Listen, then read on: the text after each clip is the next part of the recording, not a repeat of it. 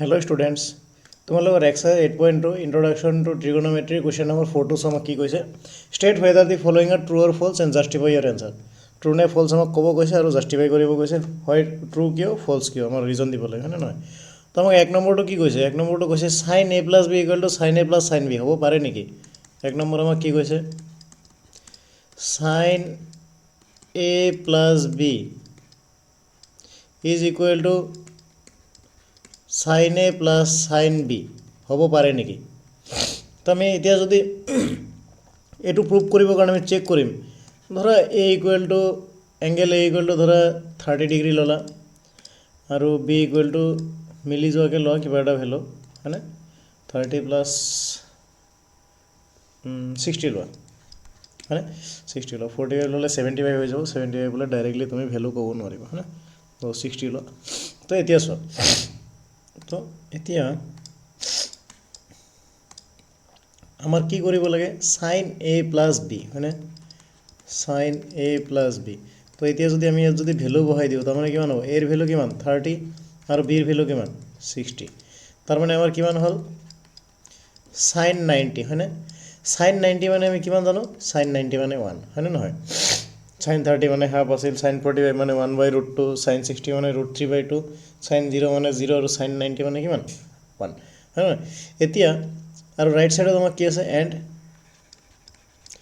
আমাৰ কিমান আছে sin a plus sin b এতিয়া sin a মানে কিমান a মানে হল আমি কিমান লৈছো 30 ডিগ্ৰী আৰু b মানে কিমান sin 45 ঠিক আছে এতিয়া ভিডিও পজ কৰি নোট কৰি লবা sin 30 মানে হল হাফ হয়নে আৰু sin 45 মানে হল 1/√2 তো এটো যদি সিম্পলিফাই কৰা কিমান হ'ব এলসিএম ললে 2√2 হ'ব আৰু এটো কিমান হ'ব √2 + 1 হ'ব হয়নে নাই তো √2 এর ভ্যালু হল 1.41 + 1 এটো কিমান 2 * 1.41 তাহলে এটো কি 2.41 ডিভাইডেড বাই এটো কিমান হ'ব 82 ডিভাইডেড বাই 2 * এটোৰ ভ্যালু আমাৰ কিমান হয় 1 নহয় is not equal to 1 হয় নহয় not equal to 1 হয় তো তার মানে কি হল আমার sin a plus b is not equal to sin a plus sin b হয় না তার মানে এক নম্বর স্টেটমেন্টও কি the above statement is false বা ফার্স্টতে লিখি লবা the above statement is false আর এটো জাস্টিফিকেশনটো এটো ঠিক আছে এটো উপরতে লিখি লবা তলতে লেখা the statement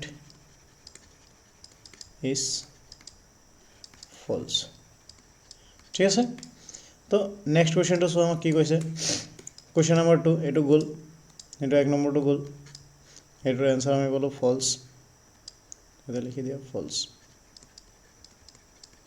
দুই নম্বৰটো আমাক কি কৈছে the value of sin theta increases with the increase with theta है ना increases as theta increases theta increase হলে sin theta value increase হয় নেকি তো আমাৰ sin ৰ টেবুলটো এতিয়া চাব লাগিব হয় না দুই নম্বৰ স্টেটমেন্টটো আমাৰ কি কৈছে যে থিটাৰ ভ্যালু ইনক্ৰিজ হলে sin থিটাৰ ভ্যালু ইনক্ৰিজ হয় নেকি হয় না তো আমাৰ sin ৰ ভ্যালু কেটা কি আছিল এইফালে ট্ৰিগোনোমেট্ৰিক ৰেশিও এইফালে ধৰা 0 আছিল 30 আছিল 45 আছিল 60 আছিল 90 আছিল এতিয়া 0 ৰ কাৰণে আমি কিমান পাইছিলো sin 0 মানে 0 sin 30 মানে হাফ sin 30 মানে হাফ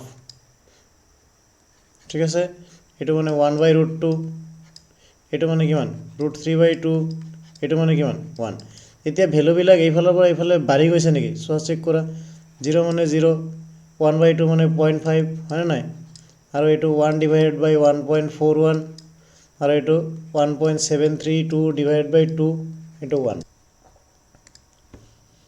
তো আমাৰ এইকেটা ভ্যালু যদি ফাইন্ড কৰা তেতিয়ালে কি হ'ব 0.5 মানে তো 0.5 আৰু এটো ডিভাইড কৰিলে কিমান হ'ব এটো ডিভাইড কৰিলে হ'ব 0.707 ঠিক আছে এটো হল 0.5.707 আৰু এটো 0.7171 ঠিক আছে এটো হল 1 এটো হল 0 তার মানে কি হইছে আমার থিটার ভ্যালু ইনক্রিজ হওয়ার লগে লগে কি হইছে sin থিটার ভ্যালু আমাকে ইনক্রিজ হইছে হয় না নাই 0 এর পৰা এটো ডাঙৰ হইছে ইনক্ৰিজ হইছে ইয়াৰ পৰা এটো ইনক্ৰিজ হইছে ইয়াৰ পৰা এটো ইনক্ৰিজ হইছে ইয়াৰ পৰা এটো ইনক্রিজ হইছে তার মানে the statement ইজ ট্রু। ঠিক আছে, 2 নম্বর স্টেটমেন্ট আমার ট্রু, है ना। as the value of theta increases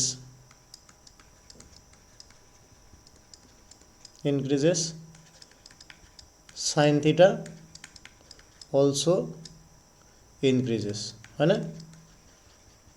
increases। ঠিক আছে, তো এনেকৈ আমি চেক কৰিব লাগিব কিমানত কিমান হয়, হয়নে নহয়। তো আমাৰ কুৱেশ্যন নম্বৰ 3টো চোৱা, এইটো হ'ল ট্ৰু, এইটো ট্ৰু। দ্য ভেলু অফ কছ থিটা ইনক্ৰিজেছ এজ থিটা ইনক্ৰিজেছ। কছ থিটাৰ কাৰণে ভেলুবিলাক কি হ'ব, ইনক্ৰিজ হ'ব নে ডিক্ৰিজ হ'ব আমি চাওঁ। তো ছেইম আমি এনেকৈ চেক কৰিম। ঠিক আছে, তোমালোকে ভিডিঅ' পজ কৰি নোট কৰি ল'বা।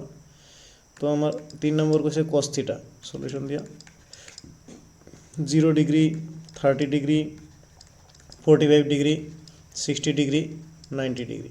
এইটো আছিল কছ।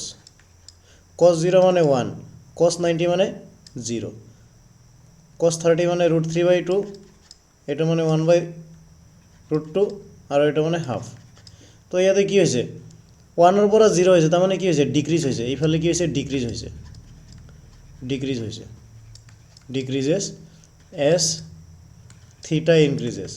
থিটা বাঢ়িলে কি হয়, কছ থিটাৰ ভেলু ডিক্ৰিজ হয়। আৰু আমাৰ কুৱেশ্যনত কি সুধিছে, ইনক্ৰিজেছ, তাৰমানে এইটো কি হ'ব, কছ থিটাৰটো স্টেটমেণ্ট ইজ ফলছ হ'ব, হয়নে নাই, স্টেটমেণ্ট ইজ ফলছ হ'ব। তো এইটো হ'ল জাষ্টিফিকেশ্যন বা ৰিজন।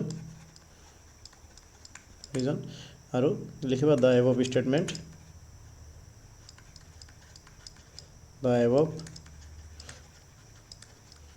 স্টেটমেণ্ট, ইজ ফলছ। ঠিক আছে, 3 নম্বৰটো গ'ল, এতিয়া তুমি 4 নম্বৰটো চোৱা। এইটো আমাৰ কি পালোঁ, এইটো ফলছ।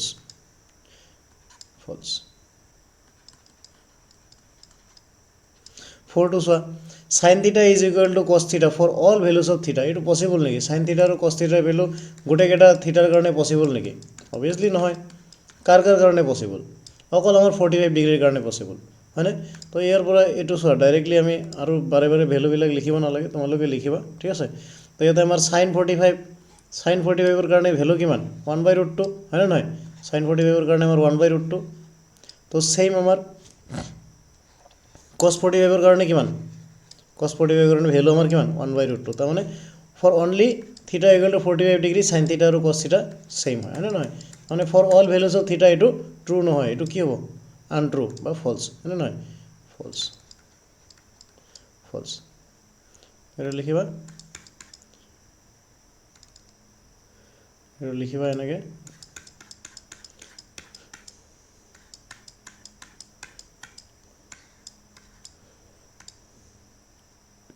কুৱেশ্যন নম্বৰ এইটো হ'ব 4, হয়নে, 4।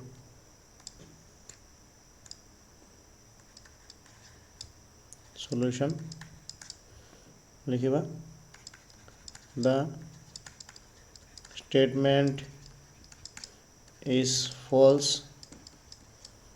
ৰিজনত দিবা। ঠিক আছে, for only theta equal to 45 degree, the value of sin theta is equal to cos theta, है ना, বা লিখিব পাৰা value of sin theta,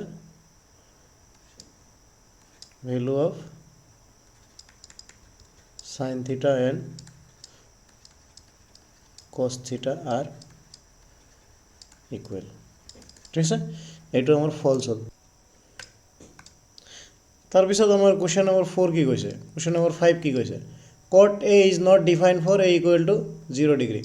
0 ডিগ্ৰীৰ কাৰণে কটৰ ভেলু ডিফাইন হয়নে নহয়, হয়নে নহয়। 0 ডিগ্ৰীৰ কাৰণে কটৰ ভেলু আমাৰ ডিফাইন নহয়, এইটো ট্ৰু, হয়নে নহয়। চেক কৰা কিয় নহয়, ডিফাইন কিয় নহয়। আমাৰ 5